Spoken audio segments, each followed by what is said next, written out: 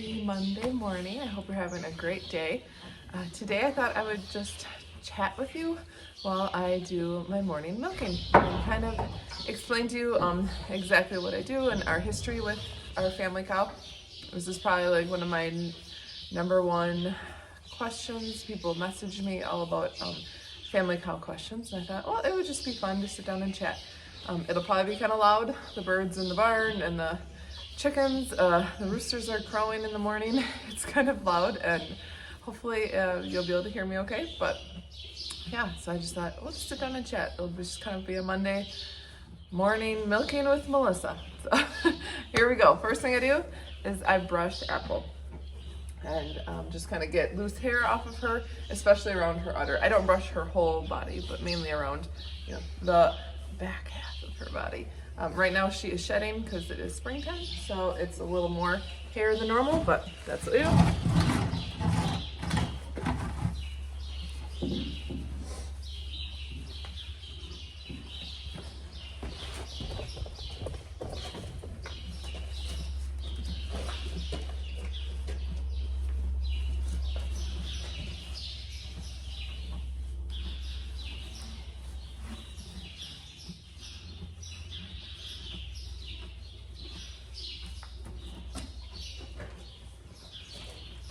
Okay, and I do make sure, sorry, it's gonna jiggle when I walk by. I do make sure that I brush her udder really good and brush off any, big chunks of dirt or poop on her teats. That's a big cleaning part. And shut the gate.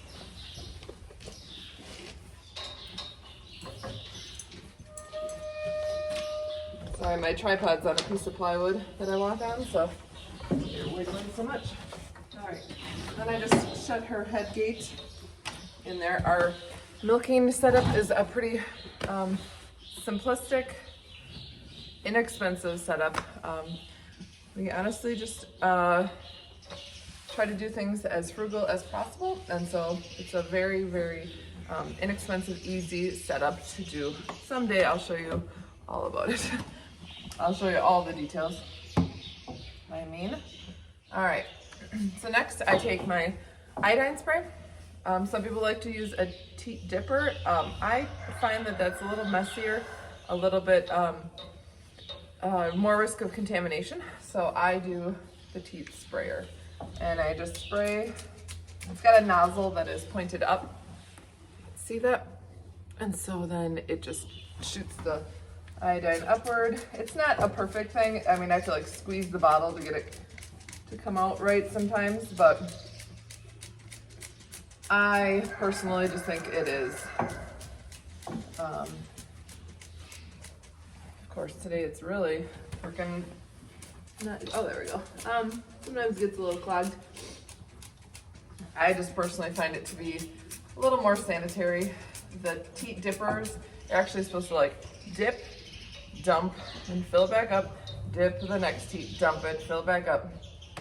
Anyway, someday I'll tell you about my mastitis nightmare, and so I try to do things a little bit differently than what I did with that. So I think I'm a little bit scarred from that experience. So with that cow, I did the teat dipper. So this cow, I do this, and guess what? No mastitis. So yeah. All right, so then I go around, make sure I get the teats really good.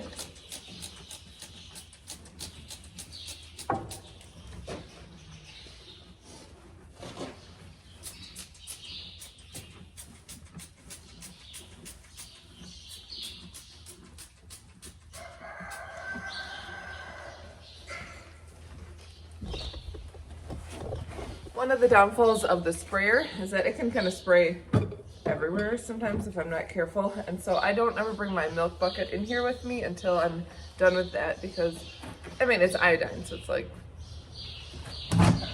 clean, but anyways, then I have to wipe out the bucket if it gets in there. Okay, let me let it sit for a little bit while I put on my gloves. I always use gloves now. Again, this is as a result of my mastitis nightmare. And gloves really help. I didn't want to ever milk with gloves because I didn't want, I don't know, just that barrier. I thought it would be more comfortable for me, for the cow, if I did not milk with gloves, and it is more comfortable without gloves, but the risks outweigh, the benefits outweigh anything like that, because everyone, or I shouldn't say everyone, a lot of people carry staph A bacteria on their hands. It's just kind of a normal part of our lives. We don't know it. It doesn't mean you're dirty. It's not bad. But if the cow has any cuts on her teats, you can transmit that. And so I just try my best to stay as clean as possible, especially because we are drinking this raw. And yeah, so that's why I milk with gloves. I have a source that gets me gloves, and so I love, these are awesome, awesome gloves, but definitely love the nitrile versus the latex. I don't have any allergies or anything. They're just way more comfortable to milk with. I recommend getting a size that actually fits you. It's just so much more comfortable. Sometimes I have to use like a larger one, and I don't like them. But especially with the way things are right now, sometimes it's hard to find gloves. But again, finding a size that fits you just makes it a little bit more enjoyable. So yeah, now I'm just wiping off her teats with paper towel. I really don't like using paper towel at all in my life, but again, this is just so much easier. I use like the half sheets, so I don't use a ton of it.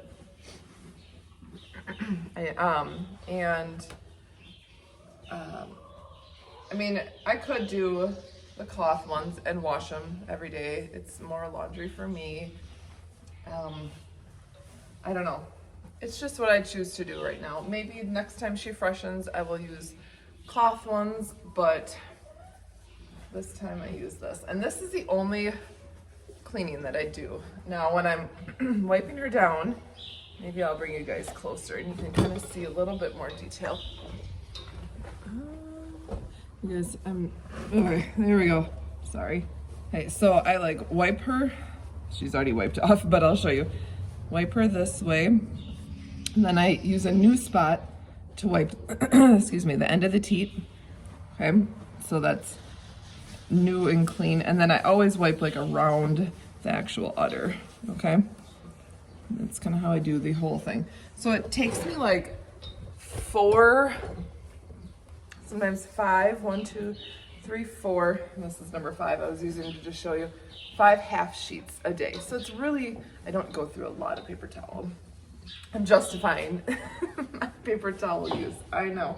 I shouldn't justify anything. It is what it is, right? And I don't use paper towel anywhere else in my life usually, so it's all right. It's all right. It's all good. Don't need to justify it. Okay, this is what I do. And then I just toss them on the ground next to me. And then once I'm done, I have a garbage out here and I throw everything away. All right, so next I actually will go get my milking bucket. It's just outside the door over here.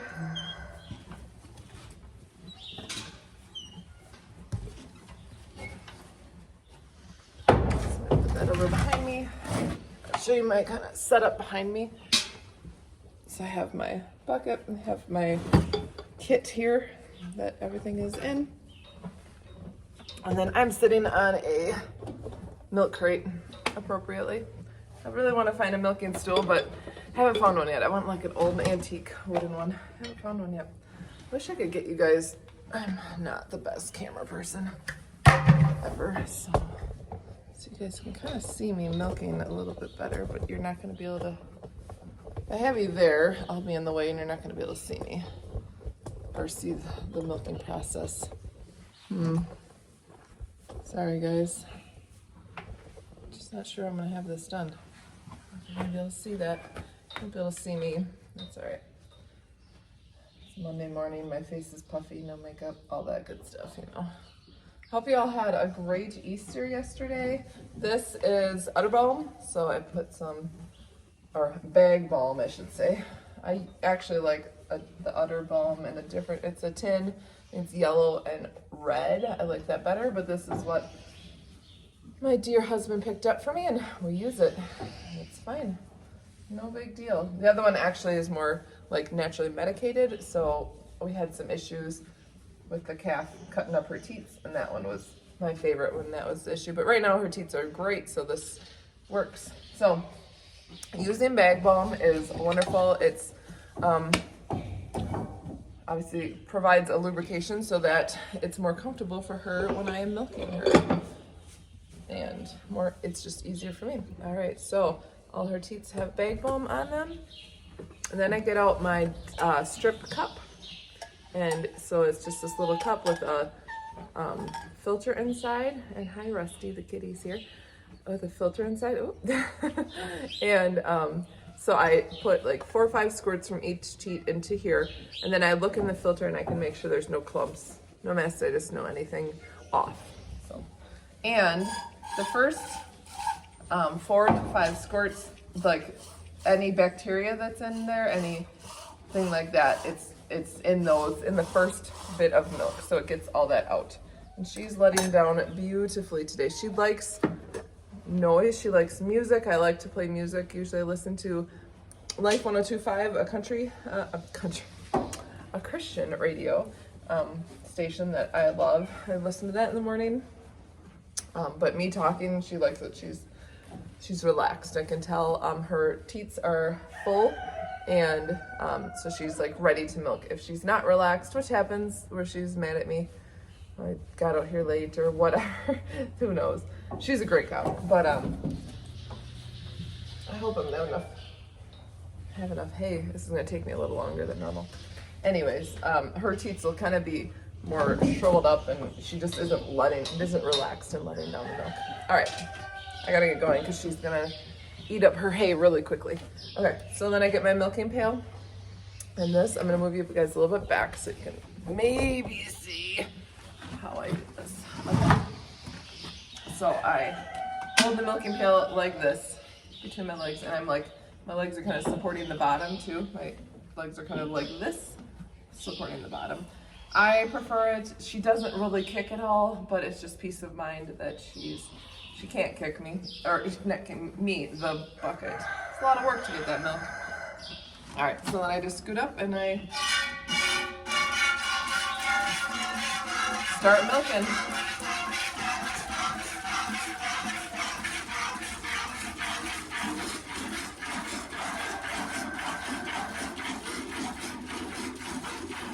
Okay, now I'm gonna pull you guys a little bit closer. You can kind of see how my bucket is. Man, hold on. I said this. I just gotta figure out the best way to do this. Okay, that might be a good angle. And you can kind of see how I milk. So, and that's it. And we're milking. We're getting some milk here. So yeah, I have been milking Apple for a year now. She is 1 year fresh, and it was March 20th, so we're a little over a year. Normally you would milk, she should be dried up by now and be ready to calve in June, but that was our first original plan, but she didn't take that time we artificially inseminated her, and the next time, and so we now are expecting an October calf, but that's okay. So she has been fresh for a year, and I plan on drying her up by June so that she has a good 3 month, let's see, she's due in October, June, July, August, September, so it'll be like 3 to 4 month break before she calves. Again, it's important to give your cow that break so the calories and all the nutrition can go right to the calf and finish growing that calf. And she needs a break. I'm a nurse. I was a nursing mama. I would need a break after that long. So the story with Apple, she is a 4-year-old registered Guernsey. We got her a year ago, and she was from a commercial dairy farm And I shouldn't say that. She was owned by a lovely family, and they used her for like petting zoos and stuff like that, which was really cool. But then they didn't actually own a dairy farm, so they like leased her out to a dairy farm. But unfortunately, I don't have to ask me to remember exactly why. There was a reason they had to sell her. And they were very sad too, because she was such a good part of their family. They just loved her immensely. By the way, so I start usually with the teats closest to me, and then I'm always, you can't see it, the quarter that is behind this leg is a very productive quarter, so I'm like literally always milking that quarter. The two hind quarters are the most productive. An udder is split into 4 parts. Think of like a balloon. Every teat has its own balloon. And those are the quarters, okay? And so this rear quarter, I am like always working because, she's gonna probably move here. Sorry, she just is, because I'm talking so much, she's running on the hay. Let me just give her a little bit of hay. The only time she ever moves is when she's starting to reach some more hay.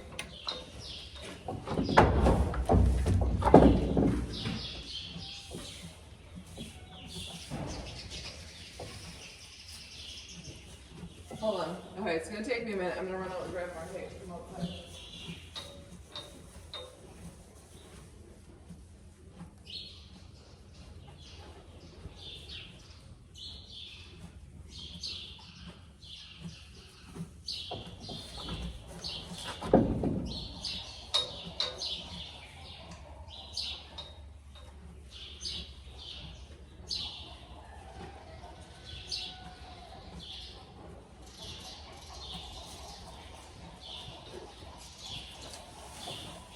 Okay, so I really wanted this to be like, I'm not doing this live because YouTube won't let me do live with my mobile device.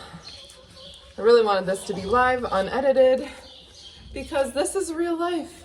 This is really what happens when I milk my cow. So I really wanted to give you guys like a good live experience. So yeah, I had to go get her some more hay because she's running out. Because I'm talking too much, this is taking longer than now. I just wiped off my hands because I had hay stuck to them, and I'll just get a little more balm. All right, where was I? All right, I talked about the milk quarters. I don't know. Anyways, so that's a little too much. Rusty, get away from the milk. So Apple is, yeah. So they had to sell her because I want to say maybe the dairy farm was going under, or I don't remember. My husband remembers. He's got a better memory than me. But we lucked out. We found her, and we were okay. Now I gotta move her leg. All right, get in here in a good spot. Okay, so we found her, and we were just thrilled, like so thrilled to have found her. I kind of dreamed of having a Guernsey, but even though we're in the dairy state and there's lots of cows around here, Guernseys are not a popular cow anymore, and they're expensive, and they're just not easy to find. They're a little, not necessarily the best homestead cow because they are a little more frail. The calves have a desire to die when they're born. They're just not as hardy, but their milk is just amazing. They have beta carotene in their milk, and that's why you hear golden Guernsey.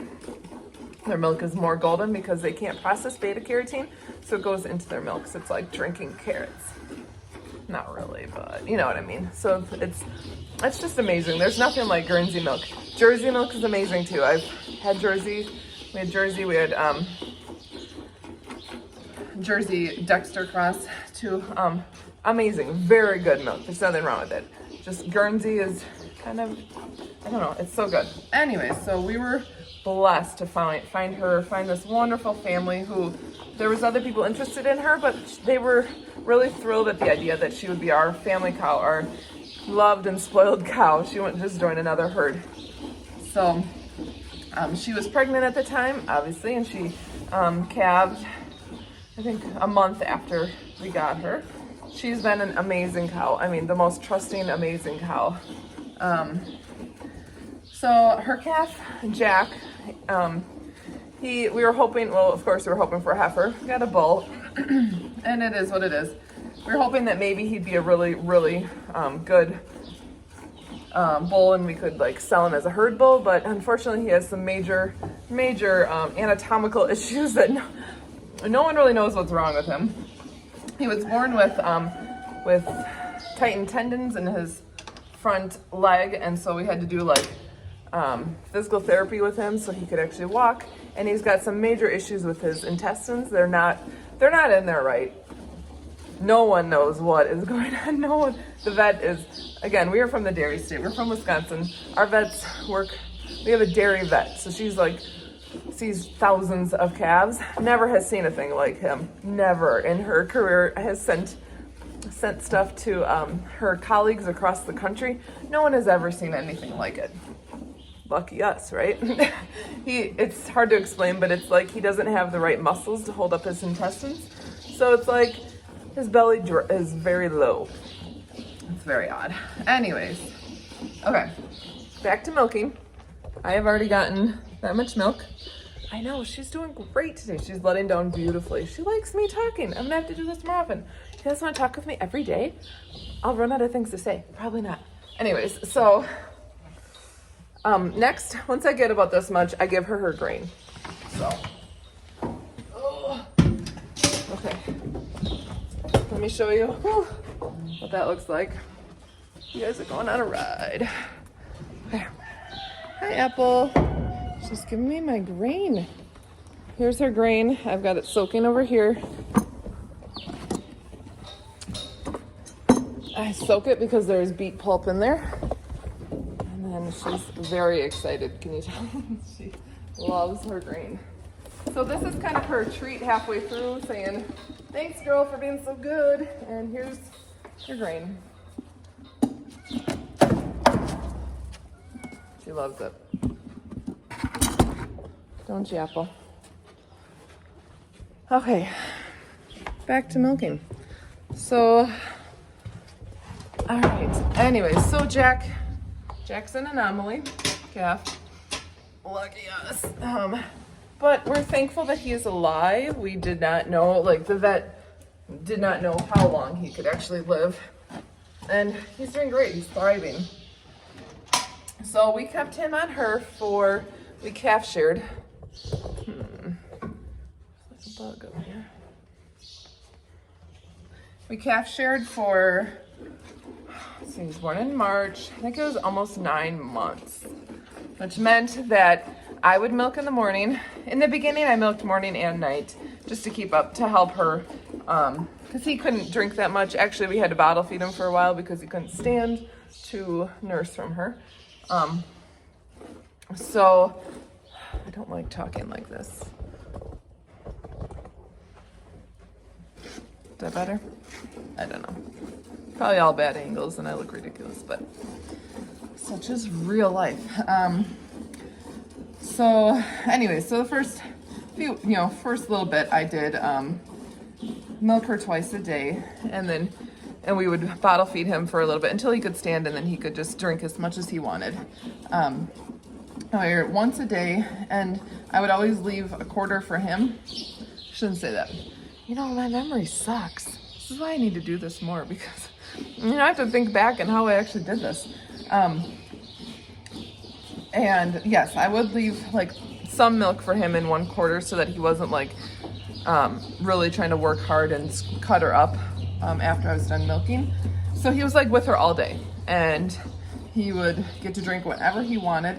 Then once he got bigger, we would separate him at night, and I would milk her in the morning, and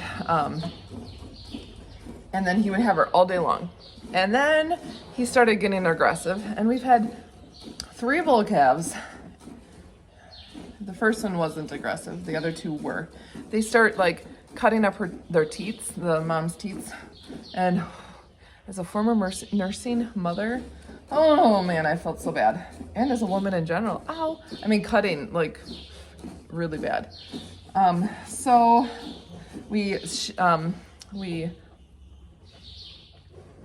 words escape me. We filed, that's the word, filed off his teeth. They can get these sharp points on their teeth, and we did that. It doesn't hurt him at all. It's just smoothing out his teeth, essentially. Did that helped. But they grew back. Anyways, so when that happened, we started to, and once she just wasn't giving us as much, we would separate him, like a little earlier in the day. So they would have not quite the entire day together. Anyways, but that was like 9 months. And then like we went on vacation. So then he got to have her the entire time. That's the wonderful part of calf sharing. If you want to go on vacation, you just leave the calf on her 100%. As long as the calf is big enough to handle that much milk. She's not I shouldn't say that. She produced a lot, but he was able to handle it. And then like when I went deer hunting and I had to be gone for a couple weekends, I just didn't milk at all, and he got all the milk. But we kept him on for 9 months because of deer hunting, because I was like, I really want to go deer hunting, and I don't hunt we don't have land here. I have to go to my parents, and so I have to like spend the weekends. Anyways, so after that, we weaned him. So he was like 9 months old, put a weaning ring in his nose. It is not like permanently in his nose, it's just in there, so he can't get it out. He doesn't have like a hole in his nose or anything. And that's where we are now. He still has the weaning ring in because he likes his mama, and I know he would go right back to it. But they're together. They've been together the whole time, which a lot of people don't understand, that not all cows and calves are separated at birth. They've been together the whole time. They love each other. He's as big as his mama. He's huge. He's a giant. But yeah, so that's our story. And now we are, like I said, over a year post calving, and I get 2.25, between 2 and 2.5 gallons a day. Only in the morning. That's the only time I have to milk. So that's not bad. It's not bad at all. My hands are really strong. My arms are really strong after this much milking, hand milking. I always joke, I joke, and it's so funny when I can't actually say the joke, right? Don't challenge me to an arm wrestling competition, because I'm telling you, like Popeye, except it's these. It's right here.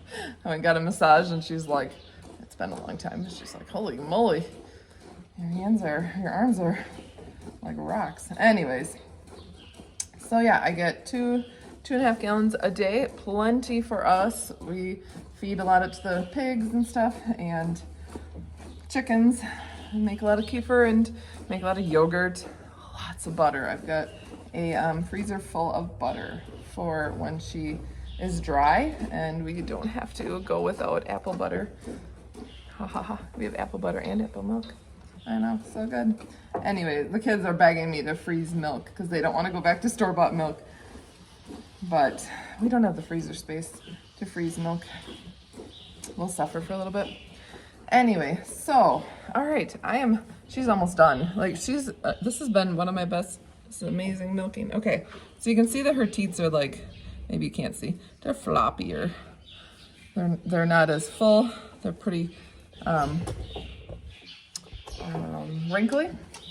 So I'm gonna put this off to the side because this is getting heavy. My legs get a good workout holding it. And then out of my kit of wonders, I have a quart jar, mason jar that's clean, and I always have a lid on it so it stays clean. And I go through and I just strip milk the rest of it. Just make sure everything is, every quarter is empty. It's very important to do this because if I leave any milk, oh, my hair is driving me crazy. Sorry, I should have put it in a ponytail this morning. If I leave any milk, she could develop mastitis from that. She does really good giving me all the milk. Some days, like I said, some days she's a little crabby and she's mad at me for whatever reason and doesn't want to let down as well, but for the most part she does, and I can get everything. But I use this jar because then, for one, like I said, that bucket's getting heavy. That's a good 2.5 gallons today. And if she were to, move, like, she doesn't kick. Like I said, she doesn't kick. She's beautiful. But if she moves her leg, it's gonna bump the bucket, and I'll lose some. And it's a lot of work to lose some. So I just kind of finish off with this. What else was I gonna tell you? I'm trying to think of some of the questions that people ask me. That's mainly, it's like, how do I do this? Like, how do I have a life and milk a cow? That was my husband's biggest concern when I joked around and wanted a cow. I've wanted a cow for so long, and I never really thought I would get one. But he was more like, for one, he's like, you're gonna do this for like a month and be like, that's enough of that hard work. Well, dear, I proved you wrong, didn't I? I shouldn't say that. My husband's a great support, so don't take that the wrong way. But he knows that people realize that, oh my gosh, this is a lot of work. It is. I have to get up every morning early and milk my cow. I can't just say, I just want the day off. I can't. It's a huge commitment. I have to milk her every day. I have to. She depends on me. It's really, really important. But also, he had a friend that had a dairy farm growing up, and he knows how much work that was and how they were pretty much married to the farm. And he's like, we love our homestead. We love it here, but it's like, I would like to leave every once in a while. Excuse me, frog in my throat. But that's the wonderful beauty of calf sharing. Yes, now when, since we aren't calf sharing, since he is weaned, I have to be here every morning. I don't get to go on vacation now. But for the 9 months that he was on her, it was no big deal. It was really easy. He would just take over, and it was fine. So that's one way to have a life and have a cow, is to make sure the calf's with her. Now, some circumstances don't allow for that to happen. So it's good to, if the calf doesn't make it and you can't get the mom to take another calf, that can be one. Or like our situation when he was cutting her up really bad, and we had that big debacle trying to avoid mastitis. Sometimes it just doesn't work. Or the big thing is, when you're calf sharing, mom wants to save the best for the calf. So this is one thing I can tell you. When I'm milking, the first milk that comes out is not really, but I think it's easier to explain it as skim milk, okay? That's the first. So we have like a balloon. Pretend this is a quarter of a cow. This is where the teat is, okay? This is skim milk, okay? Up here, the top, is your whole milk, or your cream, sorry, okay? So when I'm milking here, I'm getting the good stuff, the fattier stuff, the cream, okay?